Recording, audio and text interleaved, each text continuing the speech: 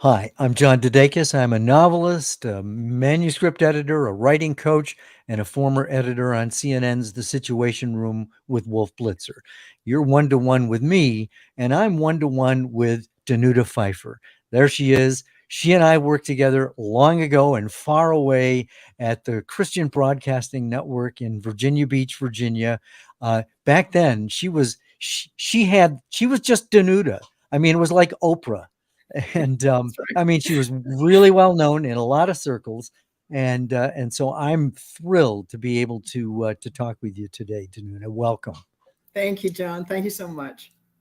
So, um, this has been something I've been wanting to talk with you about for a long time. I mean, Pat Robertson was our boss, and I worked at CBN for about 5 years. 3 of those I was White House correspondent. You were one of his sidekicks. You were sort of, well, it was what was it? The Black, the Blonde, and the Baptist, right? That's what we call ourselves. Yeah.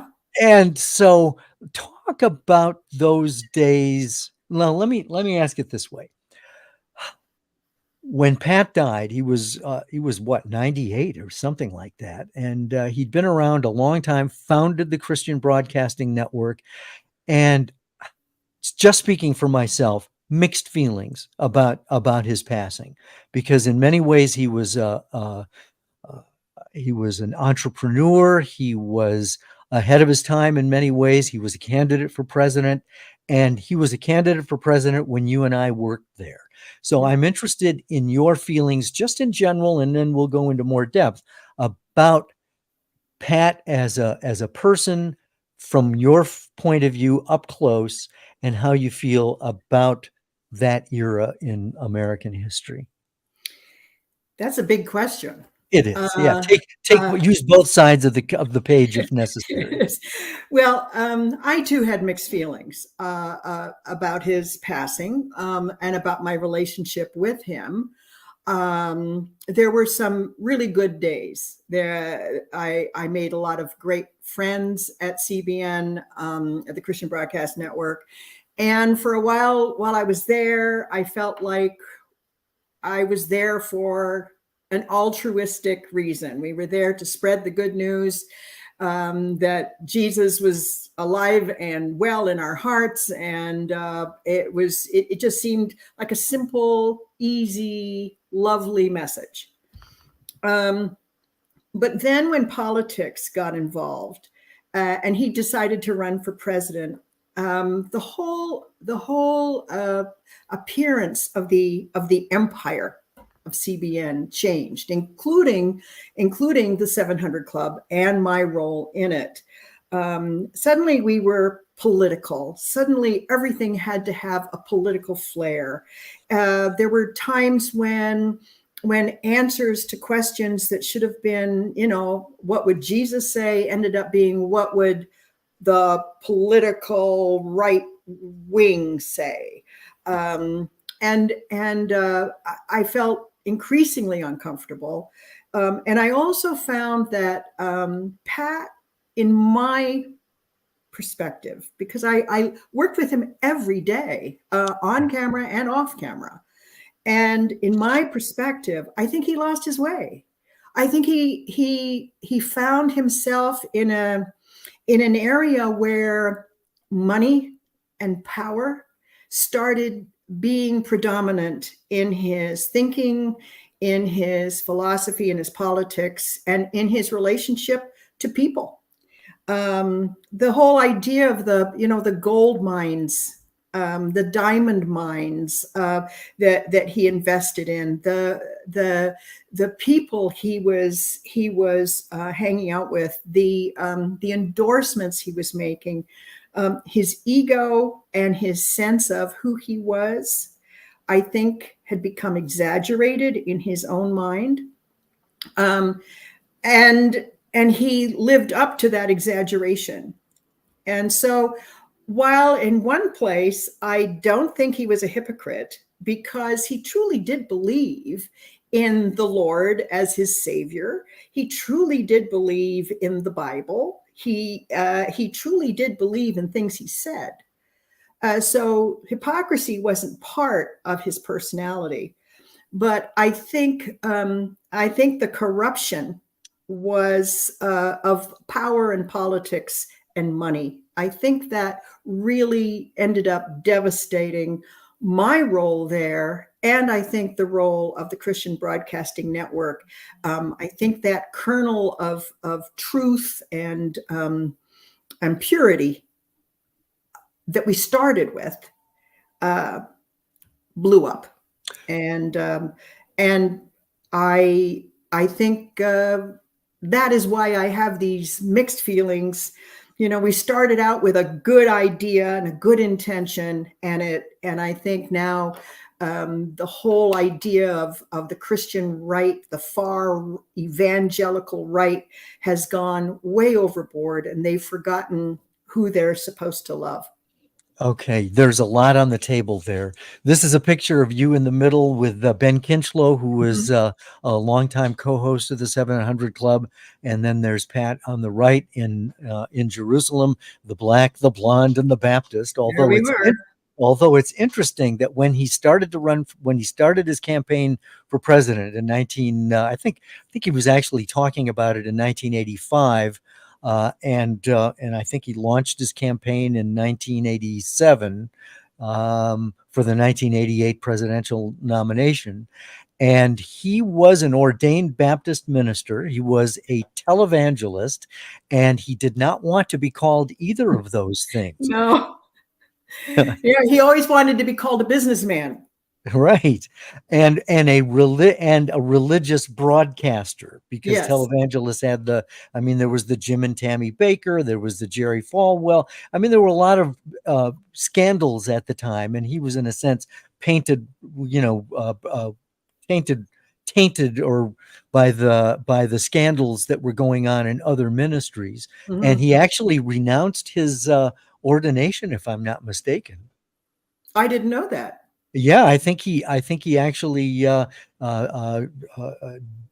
no longer considered himself an ordained minister because he didn't want that as part of his resume. Mm-hmm. What was it? Do you remember this particular picture? When you guys were in Jerusalem? Oh, I remember the trip. I remember the trip there. We went to so many different locations. But this is in Jerusalem itself, and I do remember being there. Of course, it was thrilling, really, to be on location in the world's holiest city. It was really thrilling for me. Had you ever been there before? I never had. And how long a trip was it? I think we were there for almost 2 weeks. Yeah.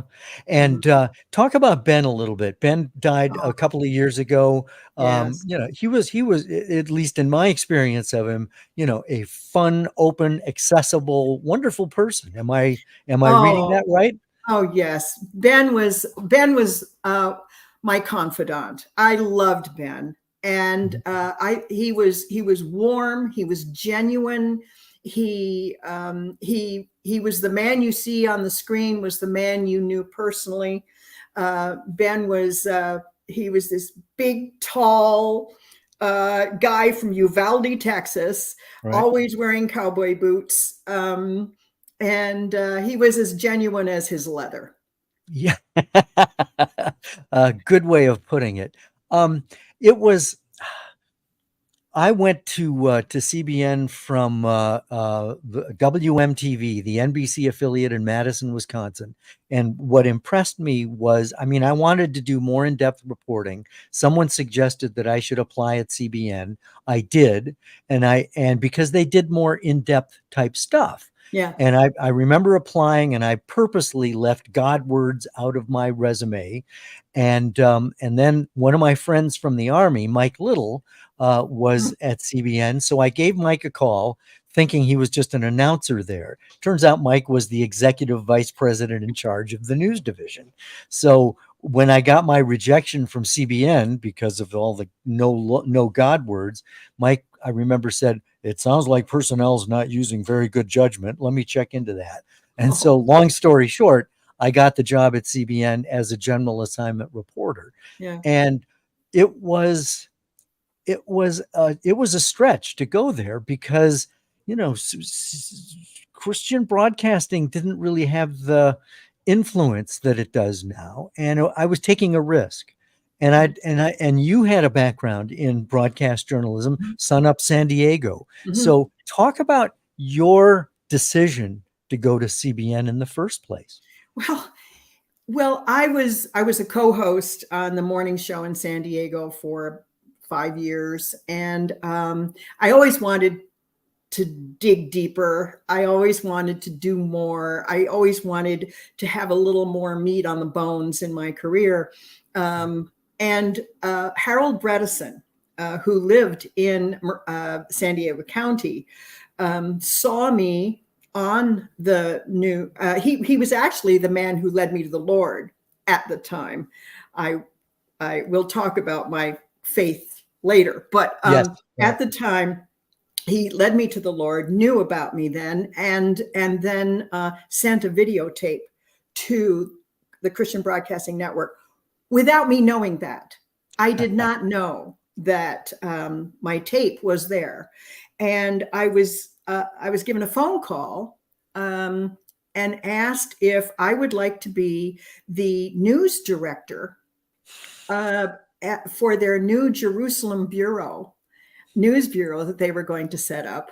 And not only that, the Pope John Paul at the time, was going to go through the Holy Land, and that would be one of my first interviews. Well, yeah, duh.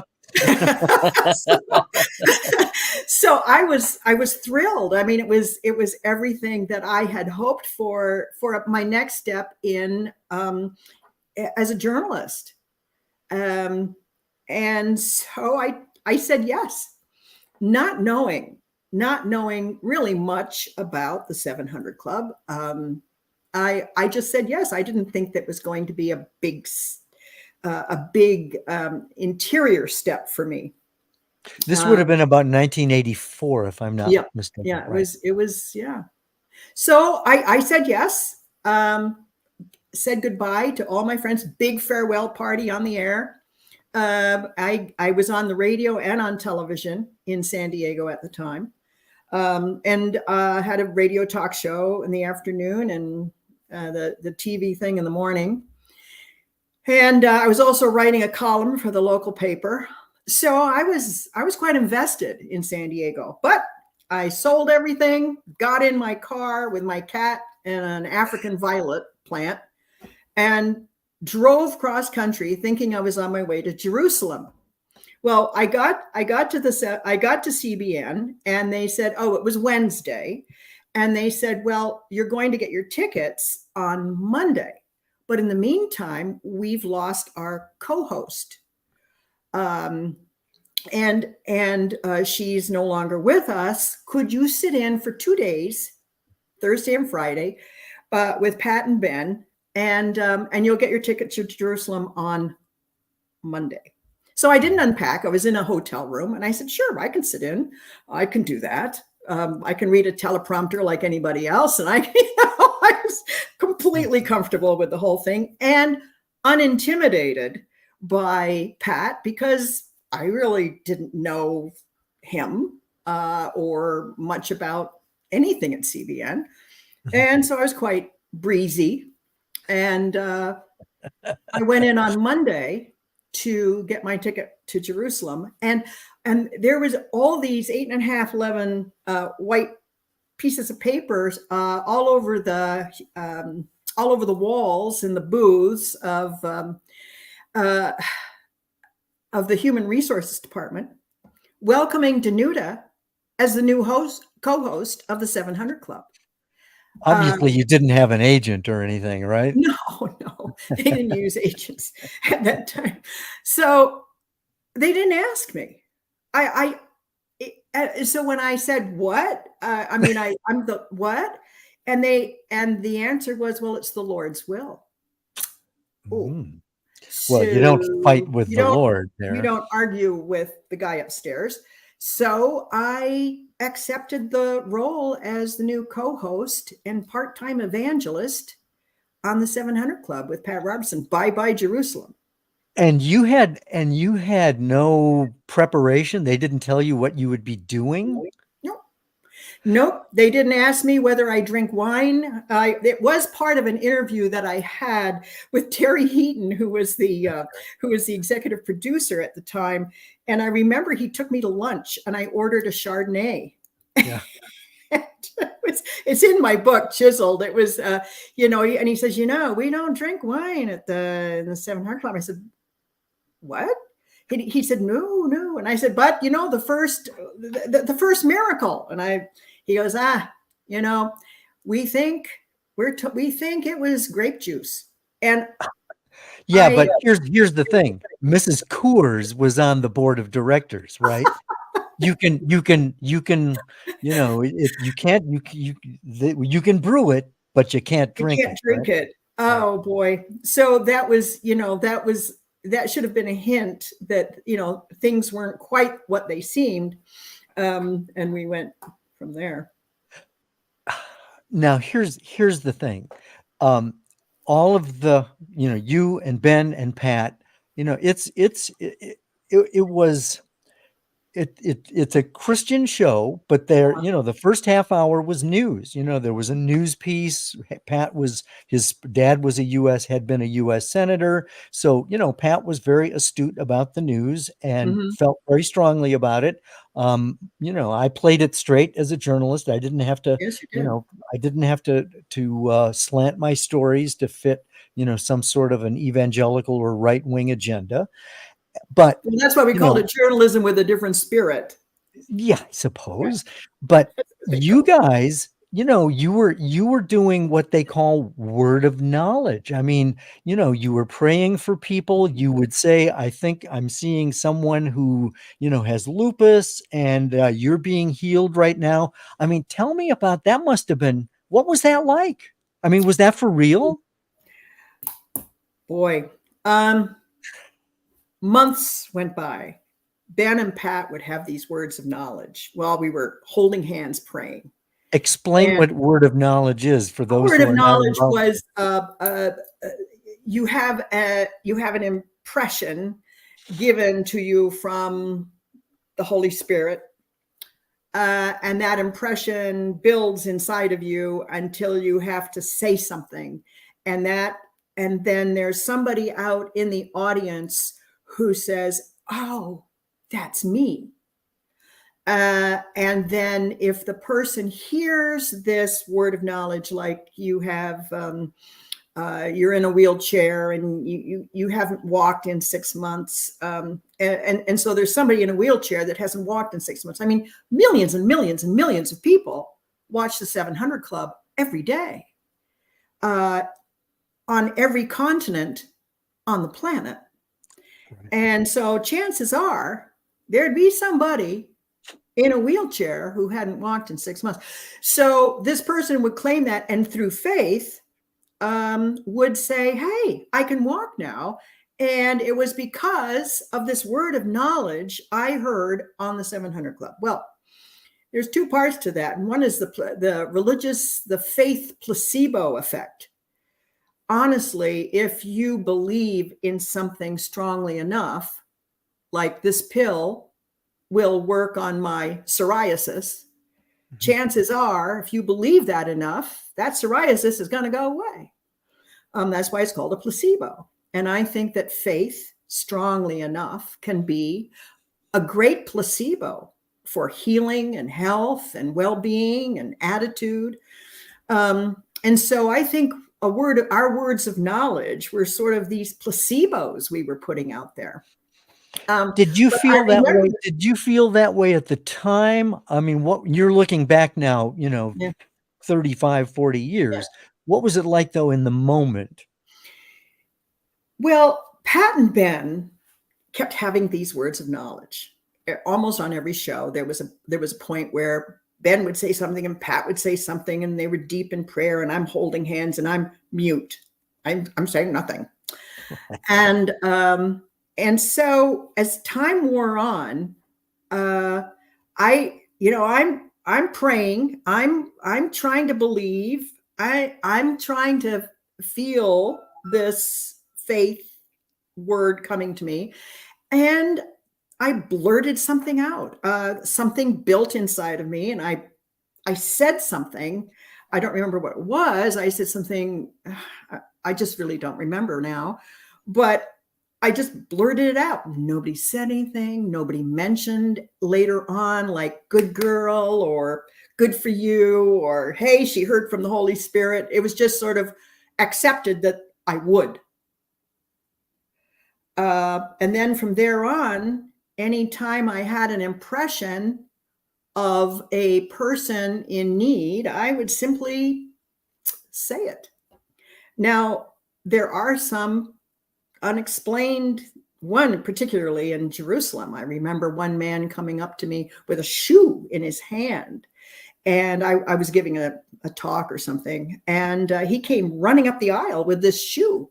And he said, I was in bed for years, and my legs wouldn't work. And he said, and you said there was a man who was laying in bed and his legs wasn't work, but they would start shaking, and that they would start twitching, and that I was to stand up and walk.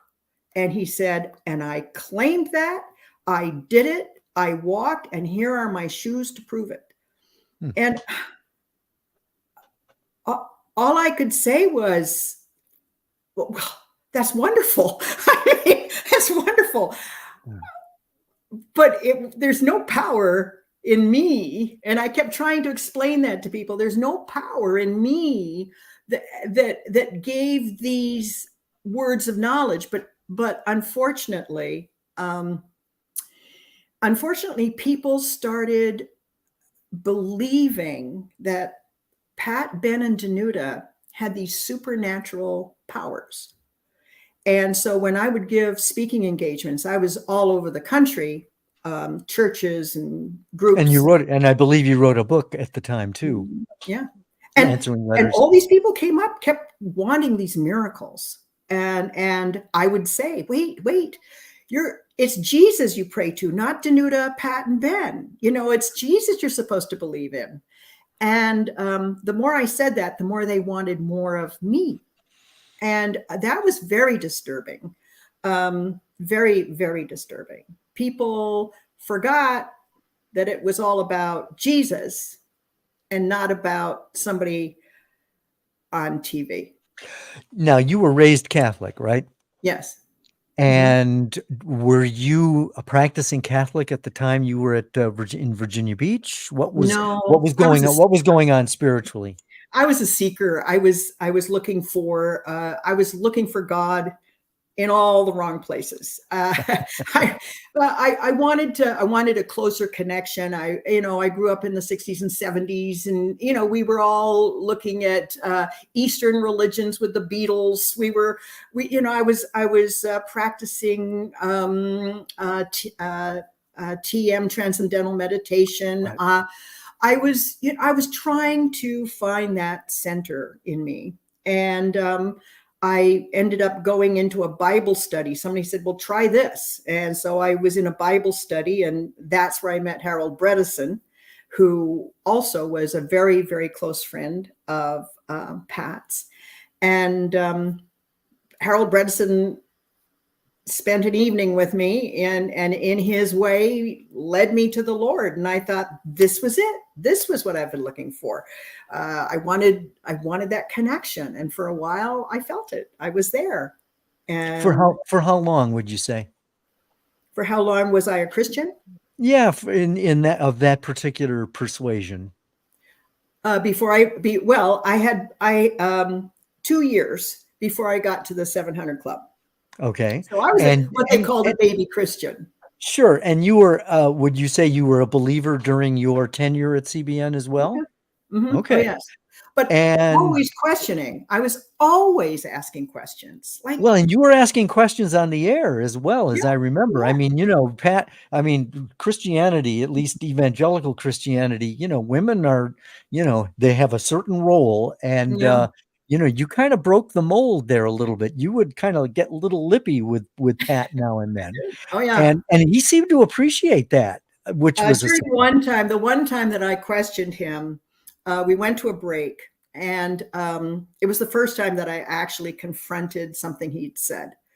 I think it was, he said that all women who get divorced go on to become lesbians and witches. And I said, Pat, you're talking about my mother. And she left. This is off camera now. This is on the air. Okay, wonderful. Yeah. I remember Ben looking up into the sky, kind of doing a little whistle, and I said, you're talking about my mother. She left an abusive relationship. Are you saying that all women? And he said, of course not all women. And then he had to backpedal a little bit. And he said, and we'll be right back after this word from a commercial break.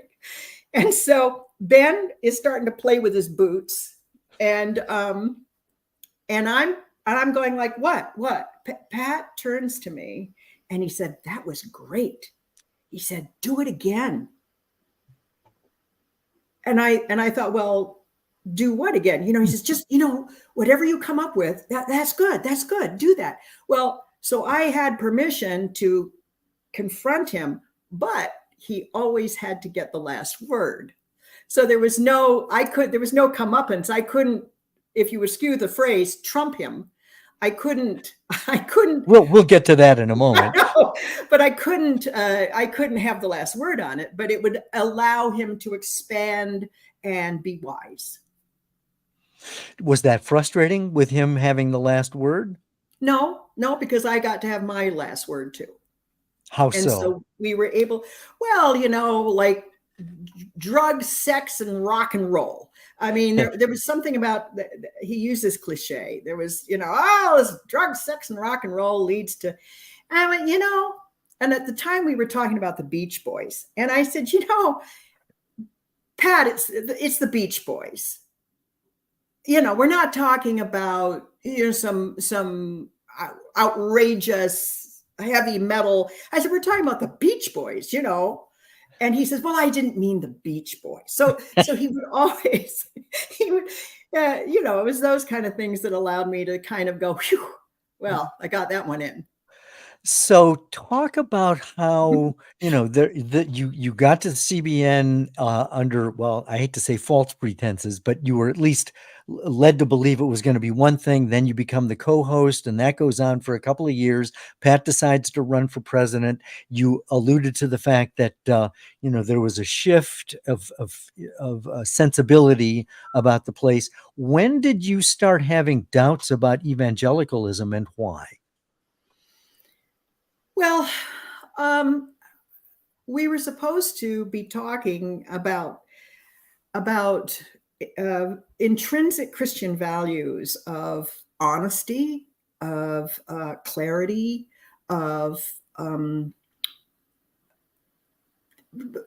humility, and none of that was coming forth. None of that was there anymore. And I started wondering, maybe I'm not in the right place.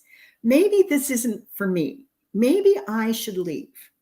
Maybe I should go back to San Diego.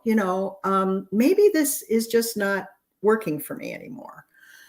And so I took a break and I went to Florida for 3 or 4 days just to kind of clear my head and try to figure out what I was going to do. Harold Bredesen shows up, along with Terry Heaton, the executive producer. I'm supposed to be taking a break, and they're on the beach in their suits.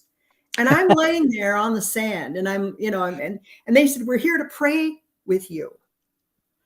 Mm-hmm.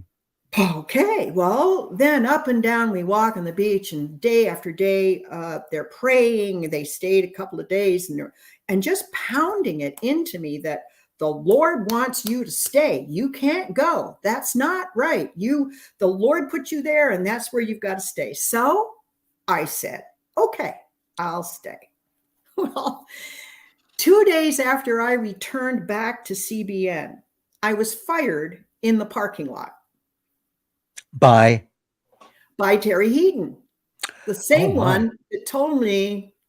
And it was Harold who came up to me the day before saying, your job is in jeopardy. And I said, no, it's not, Harold. Come on. We just went through all that. The Lord told you I'm supposed to be here. So then I got a little confused. Are we talking about the Lord that was in the parking lot? Or am I supposed to believe in the Lord that was in Florida telling me to stay? So that was confusing. Did you ever find out what was going on behind the scenes? Well, Tim Robertson was stepping in for his dad. Because he had to, because Pat was on the campaign trail and could no Tim longer had to take be over. on the show. Right. So Tim was taking over. And the reason Terry gave me was, you're too strong for Terry and you can't show him up. And Terry's going to take over. Tim, you mean? Tim is going to take over all the interviews, and he has to look strong. He's taking over a big chair. And so that, but I still I just couldn't, what was that all about?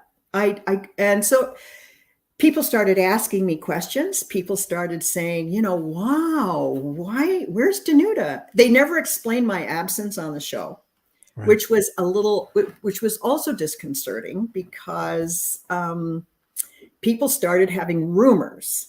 Oh, she must have done something terrible. Oh, she must have, and so rumors just start. And it was an ugly time because they never told anybody why I wasn't there. Not even Ben knew. Yeah, and it was instant. I mean, it was like one day you're there and then you're gone. So, yeah. I mean, what were the feelings? What were the plans? What was going through your head and heart during that time? Well, they said that they'd give me a show of my own. They said that maybe they would send me on some special assignments. So I would show up at work and sit behind a desk, but nothing ever happened. I mean, I literally had nothing to do. I would show up and I'd sit there waiting for lunch. And then I'd go to lunch and I'd come back, and pretty soon I would stay for maybe 6 hours instead of 8 hours, and then 4 hours. And then pretty soon I didn't show up at all, and nobody said anything. It was, and when I would walk into work, people wouldn't talk to me anymore. It was like I was this pariah, that I had done something to offend. And so finally I had to see Pat and ask him what's going on. And I asked for time with him for months. And finally I got a little time with him in his office, and he told me that the reason I was fired was because I had married a man who had been married before. Now, I'd been married to Kai for 5 years by this time. And I said, well, it's suddenly an issue that I married a divorced man? Why wasn't that an issue 5 years ago when I married him? Yeah, it was so all of these strange reasons and really it was like fabricating. Were you angry? I was hurt. I was confused. I was and really I had placed so much of my personal faith in the Lord, and suddenly I wasn't so sure about the Lord, especially that Lord. And so I spent hours and hours and days on the floor. Harold Bredesen would come to me and he'd say, well, you just have to put your head under the heel of Christ and let him put his heel on you. And good Lord. Wow. So, okay, I'll try that. And I was depressed. I was having anxiety attacks. My marriage was becoming shaky. All sorts of terrible things were happening. We were losing our home in Virginia Beach, and all of this for these fabricated reasons, and nothing Nothing was coming true for me. So I went back to San Diego. And did what? I took a 2,000-mile bicycle ride. Of course. I decided to clear my head, and I rode for 2,000 miles from Canada to Mexico, and with a girlfriend, packing all our stuff and our tent, and rode for 2,000 miles, and determined that there was mystery in the world, there was goodness in the world, that there was more than worshiping a god in a man-made building, and that buildings and dogma were not healthy for me. And I found a greater mystery and a greater God out there in nature. And I feel very connected to that mystery. And I've been a healthy human being ever since. What is it about dogma that you think is dangerous? Ooh, dogma is dogma is not faith. Dogma is not spiritual. Dogma comes from somebody writing something down saying, these are the rules and these are my rules. And there are a lot of, it's usually a guy or oh a yeah, bunch sure. of guys. It's been guys since the beginning of guys. And so the dogma is just a way of control. I think it's controlling the membership to adhere to certain structures and rituals. Now, I'm not saying there's anything wrong with structure and rituals, but sometimes they become cultish. Sometimes they become very damaging. And I prefer an open-ended agreement that there is mystery out there. And I'm just not going to deify it just because I don't know what it is. I will just simply say, there's mystery out there, and I'm blessed to be part of it. I want to talk about your memoir in a minute, but one of the things that troubles me, and I think troubles you as well, is the evangelical swoon for Trump. And it makes no intellectual sense to me, because I mean, he's as amoral as you can get, and yet these are family values people, supposedly. And so, I mean, it's almost as if, correct me if I'm wrong, the Republican Party is a Trump cult. And I mean, yeah. I grew up in a Republican home. I mean, my parents were, I would say, grown-up conservatives, but we had, arguments about Nixon and the war and stuff like that. But I cannot believe that that they would have supported Trump. But then again, there are a lot of smart people who are backing Trump, and even those who are running against him. They're trying to put some daylight between them and him, but they're still trying to pander to his followers as well. What's going on? What's going on? It's painful. It's painful. And it's scary. Why? That people, Why is it scary? Because this is a man who is telling you exactly who he is. He wants to rule as a dictator.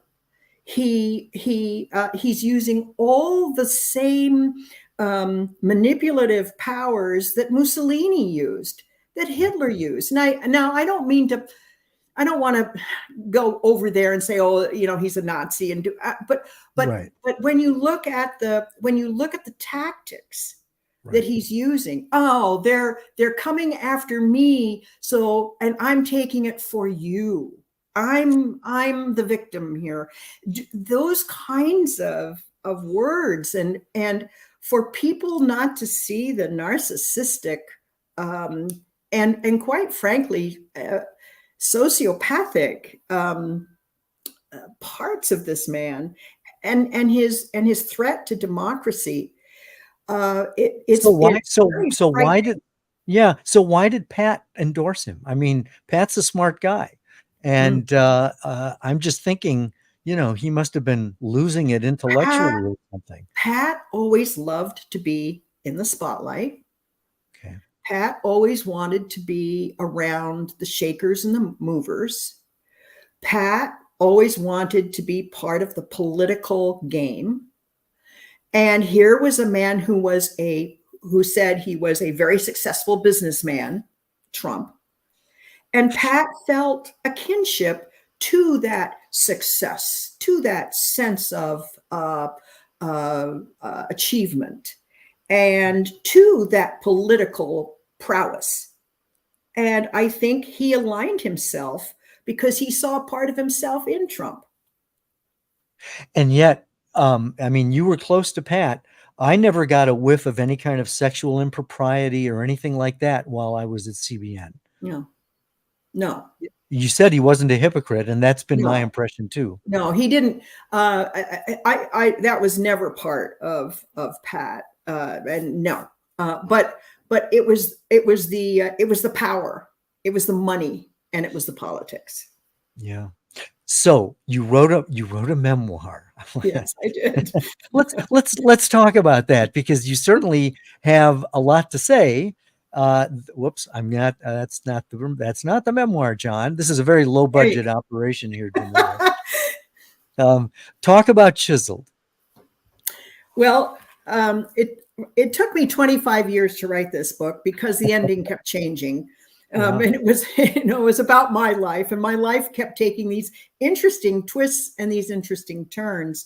And I started writing about my father because he had left me these tapes of his heroic life as a soldier during World War II in Poland, and grew up with these amazing stories of heroism and bravery and courage.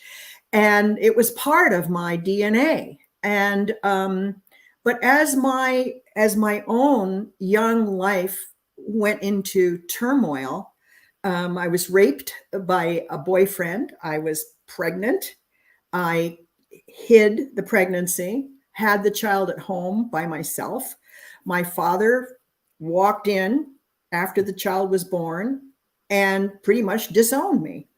And so my mother and I took this incredible trip of escape because my father was enraged and was intended towards being rather physical when he got angry. So we left and did this terrible trip to Alaska in the worst winter of the century with no snow tires on a borrowed car. So that whole trip is part of this story.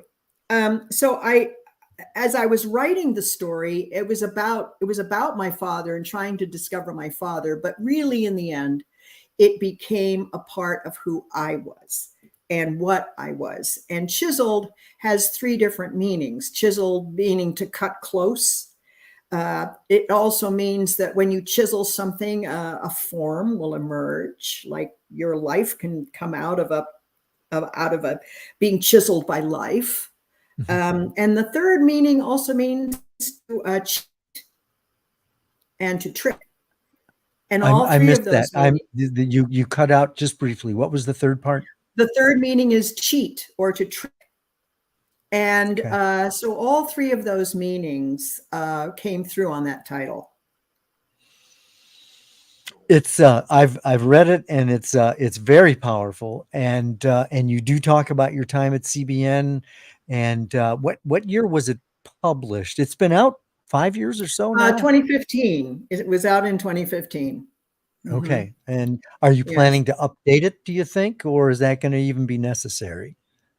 I may. Right now, I mean, it took a quarter of a century to fine tune that book, and it's won some very prestigious awards, and it's I'm very proud of that book. It's the best work I've ever done. And after those 25 years, I wanted to take a break from reality, and I decided to write historic fiction instead. So I took a stab at it and found myself quite good at it. And let's see, Libertas, is that the first of the That was the first of the trilogy. Yes. Mm-hmm. talk about that? What's this about? And what's the 19th century America, two escaped slaves who escape from a plantation and end up on the Oregon Trail. And they are coming across the Oregon Trail as blacks, by the way, which was very, very difficult even for white settlers. But if you were black, it was even worse. But the challenges coming across the Oregon Trail was really something. I was so amazed at what these people had to go through on this journey to Oregon. So the first book is the first part of their journey, and then the second book, Firmitas, which means endurance, takes on the second part of their journey across the plains and the Continental Divide, and there's a sub story there about the Donner Party that also took a shortcut and ended up in the Sierra Nevada. And I think many people understand when I say the Donner Party. It was one of the worst tragedies of the 19th century overland trail. So that is in Firmitas. And in the third book, they are in Oregon and they think they've come to the land of milk and honey. Well, it is the land of milk and honey, but it is also the state that had more Ku Klux Klan members in it by 1927 than any other state in the Union. And so it is the search for freedom. When are you really free? What and how prejudice haunts the American soul. So I've spent a lot of time investigating not only the Oregon Trail, but also the whole sense of bigotry and the savagery that really developed the American West. There's obviously you have characters that are African American, and yet you're not. So how does one do that authentically? How did you go about doing it authentically? I am asked that, and I have several responses to that. If I were to write about a child not being a child, does that mean I can't write about children? If I am to write about a tree, can I not write about trees because I'm not one?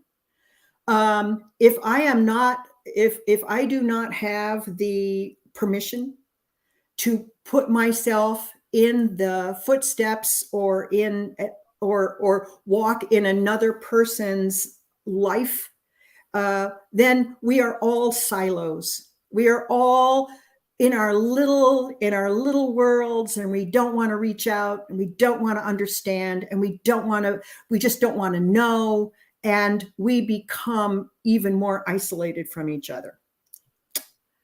If I were to write about the Elizabethan era, not having lived in the Elizabethan era, does that mean I can't write about it?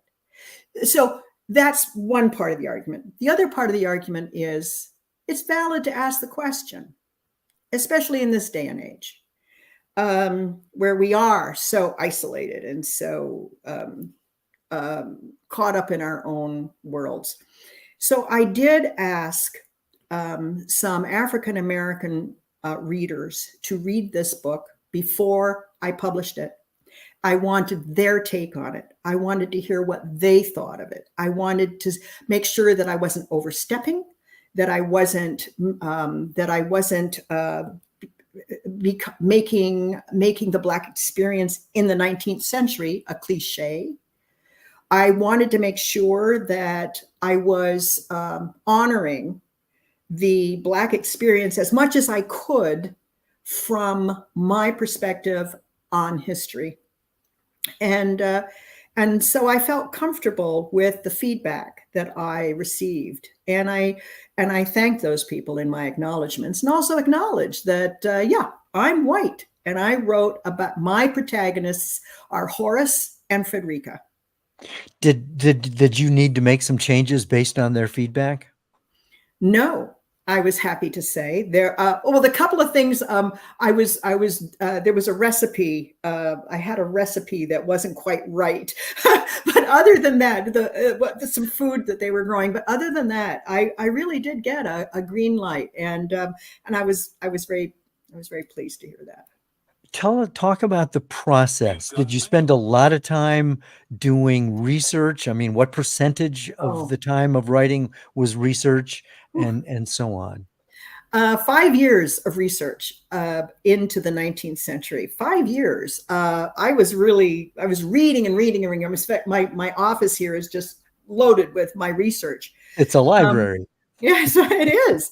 And then when COVID came along, all of a sudden the phone stopped ringing.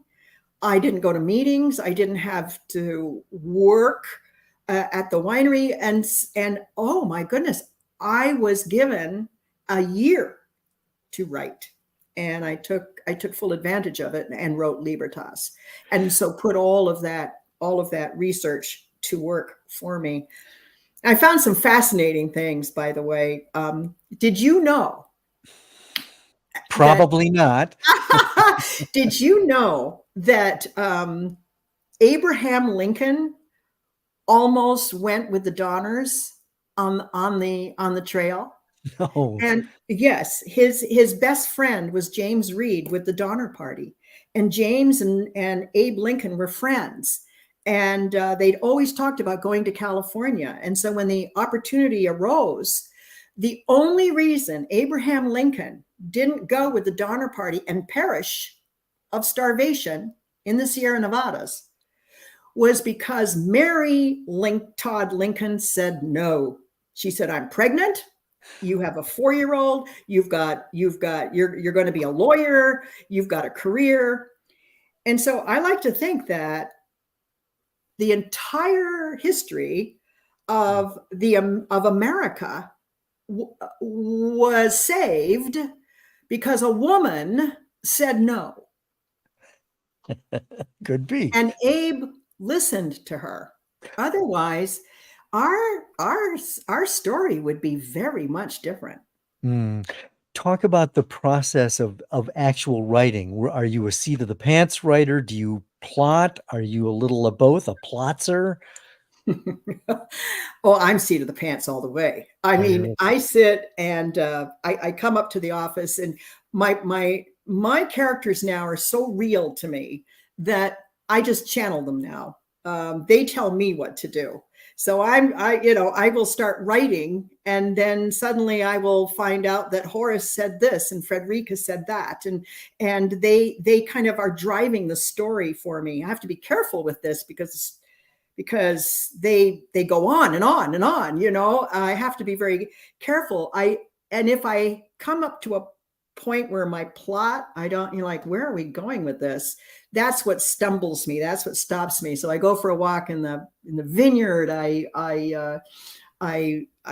kind of crunch myself for a couple of days and try to get away from it, get back to the writing, and boom, there it just happens. The plot arrives. I have a sense of where I want to go, but how I get there is it's fascinating, even to me, the way the writing almost writes itself. It's spooky, isn't it? It is spooky. Do you do that too? Well, I like to plan, but I find that I never plan as carefully as I would have liked. So I'm stuck with having to make it up as I go along as well.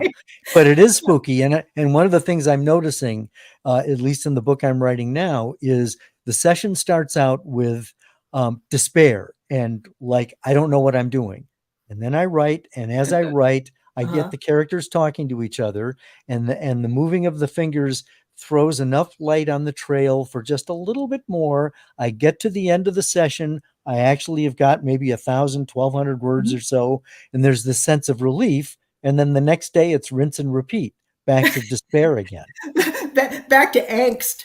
Yeah. Yes. Yeah. And I really enjoy, I do about 1,000 words a day. And I run downstairs with my copy, and I'll sit down with a glass of wine with my husband, Robin, and I'll say, "Okay, listen to this." What do you think?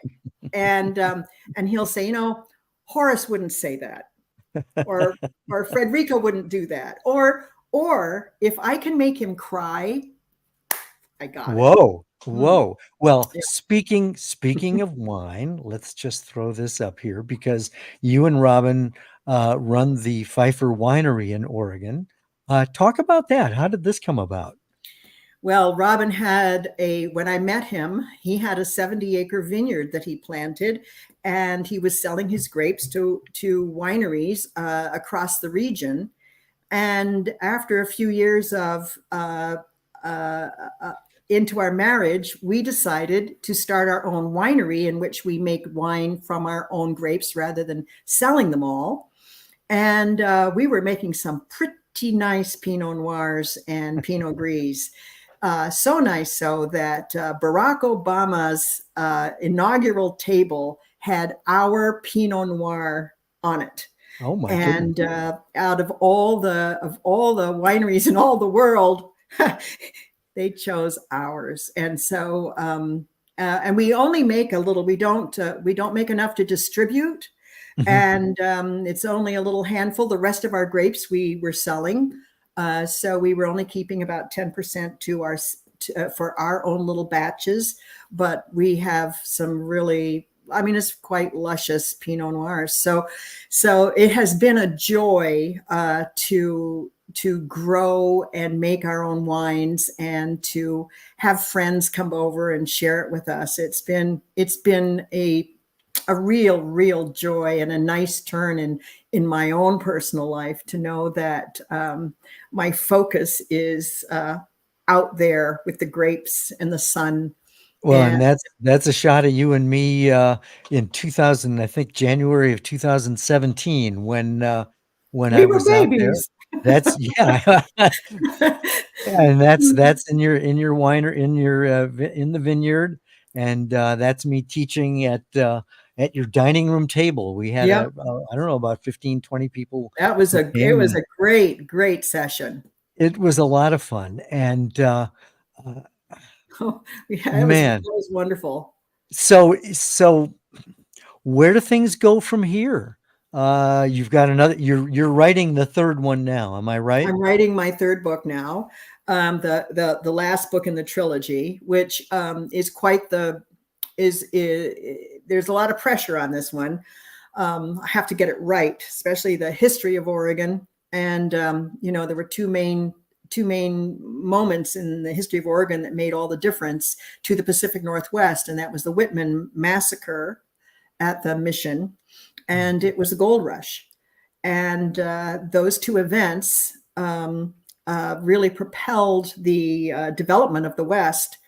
And so I'm working on that, and also my husband and I just retired, and so we're trying to we're refocusing our energies and our lives, and taking some trips, and really kind of enjoying putting our feet up now and then. But the writing is now going to take front and center of. Well, when you finish the trilogy, are you going to you're going to come up with something else? I mean, I can't Oh gosh, imagine you yes. Oh, not doing absolutely. that.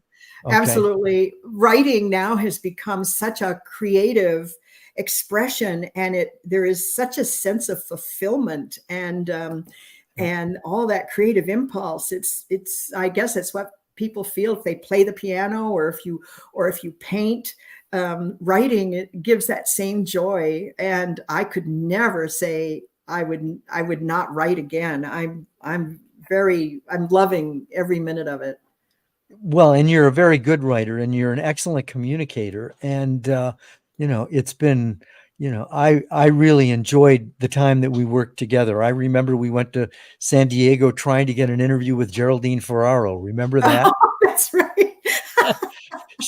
She was Mondale's choice Oh, that's for vice right. That's president, right. Yes. and they would not. They would, we were on that trip for a couple of days trying to score the interview, and I mean, you would have been a perfect person to interview her, I think so. but it was that the We were whole carrying a stigma. Robertson thing. Yeah, Yes. Oh, we totally. We were And stigmatized for for that dogma. well, exactly. And yet they probably would have made some inroads with the audience of the At the 700 Club time. because yeah, I mean it's but you talked about silos and I think that's where one of the problems that we've got in society right now, the difficulty in even agreeing on what the facts are. And Oh, I mean, I'm a big believer in trying to find common ground, but at this point, I don't think it's possible politically. Tell me I'm wrong.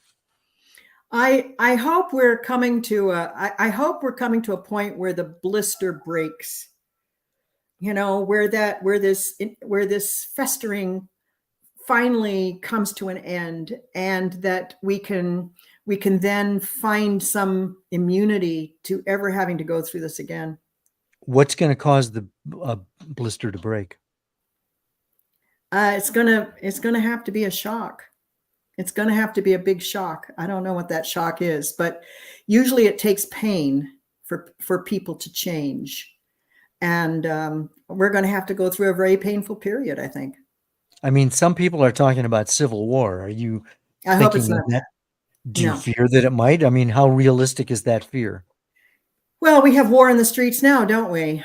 The guns. You can't go to school. You can't go to a concert. You can't go to the store. You can't go to Piggly Wiggly. You can't, without thinking in the back of your head, is there somebody here with a gun? Is it going to be safe? So I don't know. I don't know, but it will take pain, unfortunately. Mm.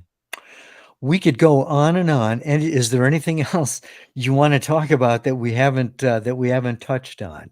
Gosh, John, I think we could go on and on. I really do. I think these are good conversations, and I really do appreciate it so very much. Digging into the meat of issues is really pretty darn good. Yeah, well, and I'll just mention that you can be reached through your website, Mhm. danutapfeiffer.com. There are Mhm. probably links to your books on there, and there's probably a contact portal so that if people want to talk about fake news with you, they can. Oh boy. I can't imagine anybody saying that. Anyway. Thank you so much. I'm John DeDakis. You've been one to one with me, and I've been one to one with Danuta Pfeiffer. Thank you, John. Danuta, love you. To be continued, ma'am. Thank you so much.